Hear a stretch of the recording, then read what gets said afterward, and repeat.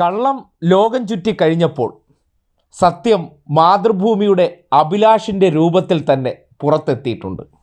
ഗോവിന്ദൻ മാഷിൻ്റെ വിവാദ അഭിമുഖം കഴിഞ്ഞ ദിവസം മാതൃഭൂമിയിലെ അഭിലാഷ് നടത്തിയ ആ അഭിമുഖത്തിൽ അരനൂറ്റാണ്ട് മുമ്പുള്ള RSS ബന്ധവുമായി ബന്ധപ്പെട്ട മാഷിൻ്റെ പ്രതികരണത്തിലെ ഒരു ഭാഗം അടർത്തിയെടുത്ത് വിവാദമാക്കിയതിനു പിന്നാലെ ആ വിഷയത്തിൽ ഔദ്യോഗികമായി തന്നെ അഭിമുഖം ചെയ്ത അഭിലാഷ് മോഹൻ തന്നെ വിശദീകരണവുമായി എത്തിയിട്ടുണ്ട്.